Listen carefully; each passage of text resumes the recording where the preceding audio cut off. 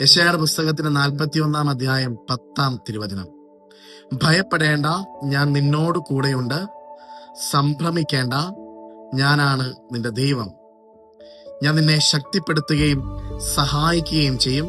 എന്റെ വിജയപ്രദമായ വലത്തുകൈ കൊണ്ട് ഞാൻ നിന്നെ സംരക്ഷിക്കും.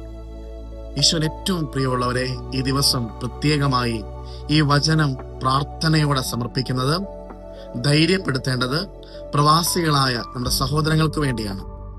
യുദ്ധത്തിന്റെ ഒരു അന്തരീക്ഷത്തിൽ, അതിന്റെ ഭീകരതയിൽ വല്ലാതെ പരിഭ്രമിച്ച് ജീവിതത്തിന് രണ്ടറ്റം കൂട്ടിമുട്ടിക്കുവാനായി പ്രവാസ ജീവിതത്തിലായിരിക്കുന്ന എല്ലാ സഹോദരങ്ങളെയും കർത്താവിന്റെ ഈ വചനം ഈ പ്രഭാതത്തിൽ ആശ്വസിപ്പിക്കട്ടെ.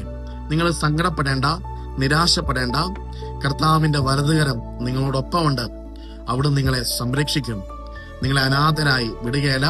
ഈ പ്രഭാതത്തിൽ എല്ലാവരുടെയും പ്രാർത്ഥന ഈ പ്രവാസികളായ മക്കൾക്ക്, പ്രത്യേകിച്ച് ഗൾഫിലൊക്കെ ആയിരിക്കും നമ്മുടെ സഹോദരങ്ങളെ ഓർത്ത് നമുക്ക് പ്രാർത്ഥിക്കാനായിട്ട് ഇടയാകണം. കർത്താവ് സമാധാനം പുനഃസ്ഥാപിക്കട്ടെ. പരിശുദ്ധ അമ്മയുടെ വിമല ഹൃദയത്തിലേക്ക് ഈ പ്രിയപ്പെട്ട മക്കളെ സമർപ്പിച്ച് പ്രാർത്ഥിക്കാം. സമാധാനം ലോകത്തിൽ വാഴുവാൻ ഈശോ ഇടയാകട്ടെ. ധൈര്യമായിരിക്കുക. പ്രാർത്ഥനയിൽ പങ്കുചേരുന്നു. ഈശോ അനുഗ്രഹിക്കട്ടെ. ആമേൻ.